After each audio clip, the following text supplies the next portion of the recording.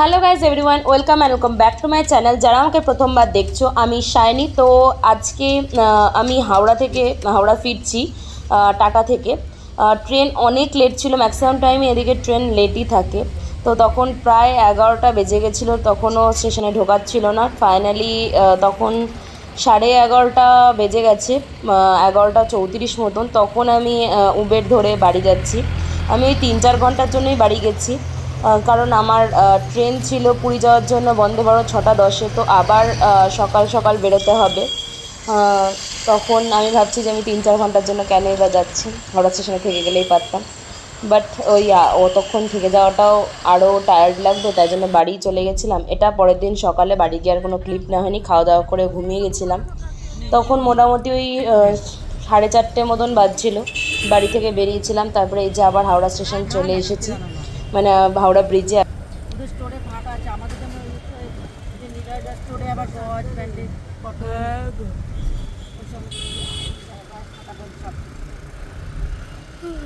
স্টোরে হচ্ছে প্ল্যাটফর্মে ট্রেনটা দিয়েছিল, তো ওইদিকে হাঁটছিলাম। যখনই হাওড়া থেকে ট্রেন ধরি তখনই ভাবি যে বন্দে ভারত দাঁড়িয়ে আছে, কবে চাপবো, যবে থেকে বন্দে ভারত স্টার্ট হয়েছে। তো ফাইনালি আজকে প্রথমবার বন্দে ভারতে করে পুরী যাচ্ছি। তো চলো ট্রেনের ভিতরে উঠে পড়ি, তারপরে তোমাদেরকে দেখাই যে কেমন কি ট্রেনটা।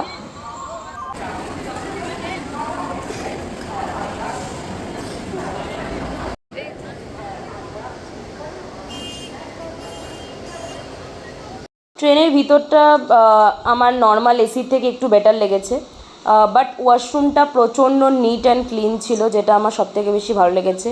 ওঠার পরে পরে একটা জলের বোতল আর কফি আর দুটো বিস্কুট দিয়ে গেছিলো। তার কিছুক্ষণ পরে এসেই ব্রেকফাস্ট দিয়েছিল। এটার জন্য ওই এক্সট্রা 170 রুপিস মতন লেগেছিলো আমাদের। তারপরে একদম রাইট টাইমে আমাদের 12:30টার দিকে টাইম ছিল, তো আমরা পুরী পৌঁছে গেছি। তারপরে ওখান থেকে নেমে আমরা অটো করে, কারণ ওখান থেকে তো গাড়ি পাওয়া যায় না দেখলাম, তো অটো করে আমাদের হোটেলের দিকে চলে যাচ্ছিলাম। রাস্তাঘাট বেশ ভালোই ছিল, একদম পরিষ্কার পরিচ্ছন্ন।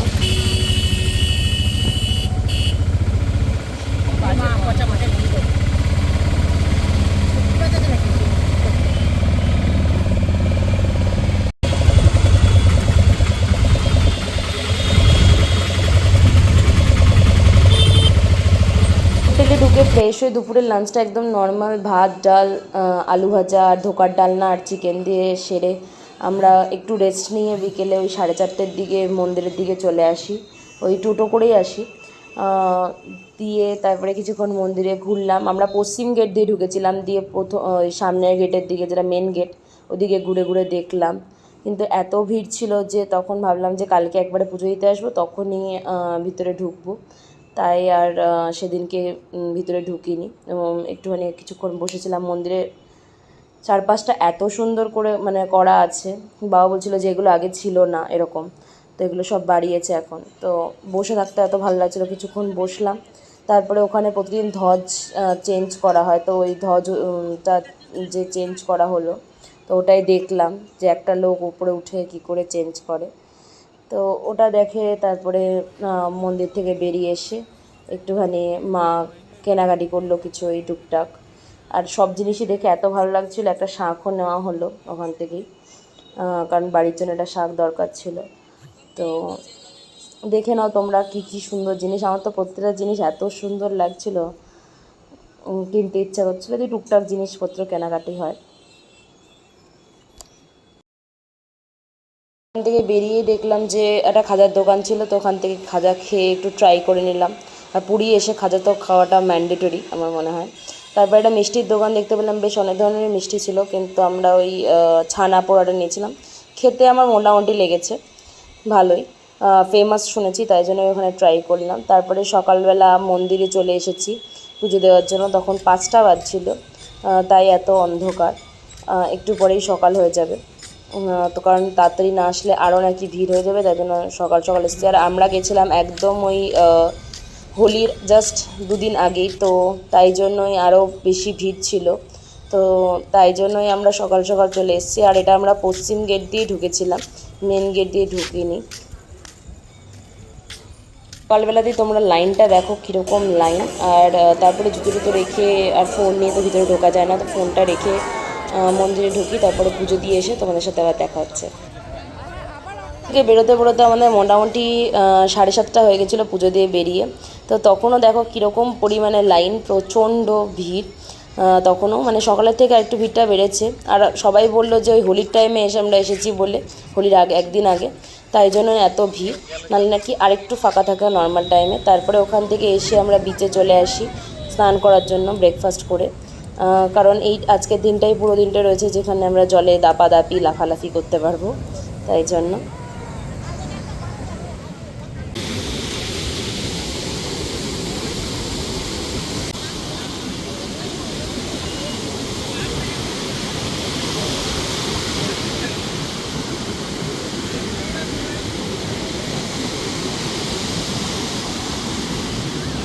অনেকক্ষণ জলে ঝাপাঝাপি লাফালাফি করে তারপরে যখন ফ্রেশ হয়ে লাঞ্চ করতে পারি তখনই প্রসাদ যেটা ঠাকুরকে দেওয়া ছিল আর সেটা দিয়ে যায় আমাদেরকে এসে।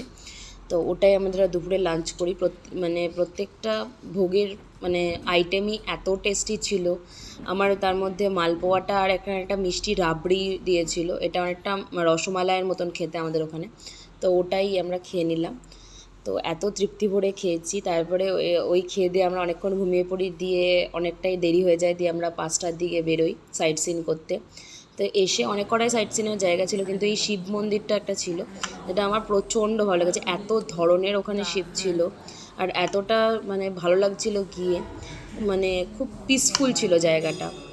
তারপরে ওখান থেকে ফিরে চলে আসে। আর বাকি জায়গাগুলোর ভিডিও করিনি সেরকম, কারণ অন্ধকার হয়ে গেছিলো আর সেরকম কিছু আলো ছিল না, তো তাই আর সেরকমভাবে কিছুই ভিডিও করা হয়নি। তো এটা পরের দিন, এটা ডে 3।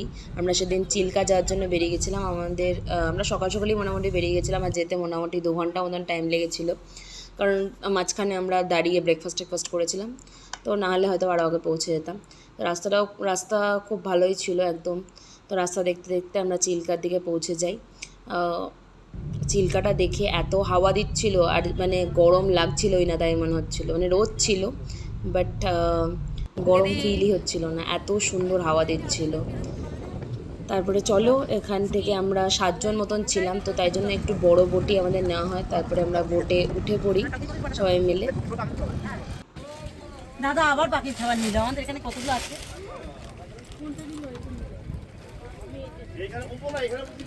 হ্যাঁ বসুন না।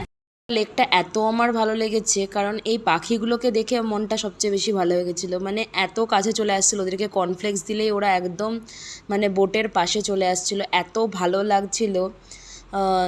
যদি তোমরা কোনোদিনও পুরী যাও অবশ্যই চিল্কাটা ঘুরে আসবেই, কারণ সবাই সবসময় চিল্কাটা যায় না।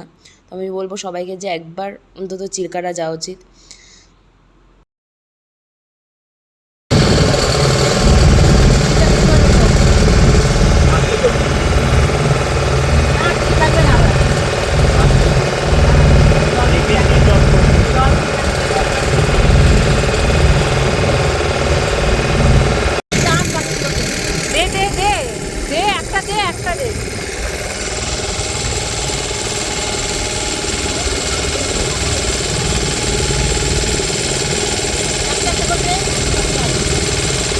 ফার্স্ট হোলি ছিল, তো তাই জন্য বোটের মধ্যেই আমরা একটুখানি মা আবির নিয়ে এসেছিলো, তো সবাই একটুখানি আবির টিপ পরে নিলাম অল্প করেই, কারণ সেরমভাবে তো এবছর রং খেলা হয়নি, তো ওইটুকুই যা হয়েছিল। ওনার ওইখানটা নিয়ে আসে, দিয়ে আমাদেরকে কাঁকড়া দেখায় এনে, তারপরে ওই মুক্তো বের করে একদম দেখায় একদম এ থেকে। আমি একদিন ফোনে দেখেছি বাট সামনাসামনি সেদিন দেখলাম, এত ভালো লাগলো। তাছাড়াও আরও অনেক কিছু দেখিয়েছিল, নবরত্ন বলে, ওটা দেখতে এত সুন্দর, তোমরা দেখলেই বুঝতে পারবে। আর পোলাও যে ওরকম একদম সাইজে হয়, পোলাও বের করে দেখিয়েছিল, তো তোমাদেরকে আমি দেখাচ্ছি সবগুলো। মানে এত ভালো লেগেছে জিনিসটা আমার দেখে, বেশ ইউনিক লেগেছে, যেন সামনাসামনি ভেঙে দেখাচ্ছে। আচ্ছা এইগুলো এখন তৈরি হচ্ছে না, এগুলো সবই সেই পুরনো দিনের? না না, সব মছলা লোক যায় না সমুদ্র से অক্সিজেন লাগাই কি অন্ধা চিলকালে এই মিলে সব এতেই থাকে।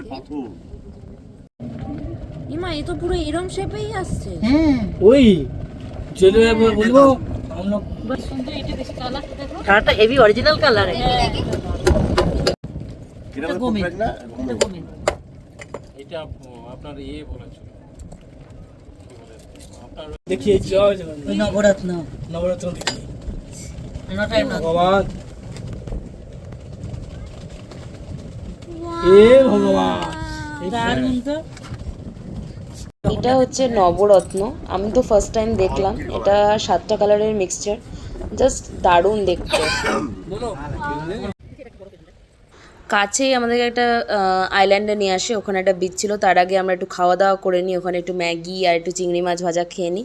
তারপরে আস্তে সুস্তে আমরা একটুখানি ওই বিচের দিকে হেঁটে যাই। ওই 10 মিনিটের মতন রাস্তা ছিল। বিচটা খুব শান্ত ছিল, খুব পিসফুল ছিল জায়গাটা। তারপরে তারপরে ওখান থেকে চিল্কা থেকে আমরা খাওয়া দাওয়া করে সেদিন ফিরে যাই। তো পরের দিন সেকেন্ড হোলি ছিল, তো তাই জন্য আমরা এমনি গাড়ি পাইনি, তো বাসে করে আমরা গেছিলাম। ফার্স্টে আমরা কোনারক মন্দিরে চলে আসি, এত সুন্দর মন্দিরটা। কিন্তু বাসে ঘোরার আমার একটাই প্রবলেম আমার মনে হয়েছে যে মানে এত তাড়াহুড়োর এত টাইমের প্রবলেম হয়। কিন্তু সেদিন কিছু করারও ছিল না, তো হোলি ছিল তাই কোনো ছোট গাড়িও অ্যাভেলেবেল ছিল না, তাই জন্য আমাদেরকে বাসে করে ঘুরতে হয়েছে। কিন্তু মন্দিরটা খুব সুন্দর, খুব সুন্দর। সবাই তো নিশ্চয়ই পুরী গেলে দেখতেই পাও। আমি ওখানে ওই চাকারগুলোর ওখানে ফটো তুলে নিই, সবাই যেখানে পুরী গেলে ওই কোনারক মন্দিরে গেলে ছবি তোলে ওইখানটা। তো তারপরে মন্দির টন্দির ঘুরে তারপরে ওখান থেকে আমরা সেকেন্ড লোকেশনে চলে যাই। হচ্ছে উদয়গিরি ছিল আর খণ্ডগিরি, মানে ওটা নাকি প্রথমে একসাথেই ছিল, তারপরে ওটা আলাদা হয়ে যায় এখন, মানে রাস্তার এ সাইড আর ও সাইড। আর উদয়গিরি থেকে শহরটা এত সুন্দর দেখাচ্ছিল, কিন্তু আমরা যখন গেছিলাম তখন ধবলগিরিটা বন্ধ ছিল। আর লিঙ্গরাজ মন্দিরটাতে ক্যামেরা অ্যালাউ ছিল না, তাই ওখানে ভিডিও করতে পারিনি। তারপরে আমরা চলে আসি নন্দনকাননে।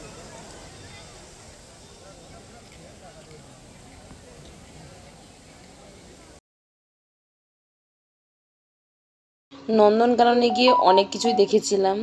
প্রথমে ওই অনেক ধরনের সাপ দেখেছিলাম, তারপরে কচ্ছপ দেখলাম যেগুলো একদম চুপটি করে বসেছিল, নড়াচড়া কিছুই করছিল না। তারপরে কুমিরগুলোকে দেখে তো মনে হচ্ছিলো মরেই গেছে, এমনভাবে ওরা শুয়েছিল, নড়েও না চড়েও না, জলের মধ্যে ঘাপটি মেরে শুয়েছিল।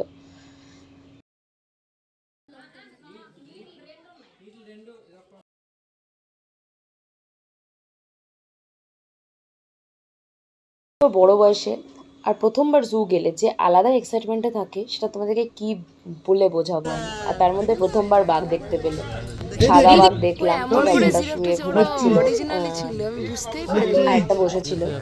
তারপরে রয়্যাল বেঙ্গল টাইগার দেখলাম, ওটা হাঁটাচলা করা ওরা ছিল একদম খেয়ে দিয়ে। আমরা ওই 4টের দিক করে গেছিলাম, তো ওটা আমার মনে হয় যে দুপুরে লাঞ্চের পরে হাঁটাচলা করছিল।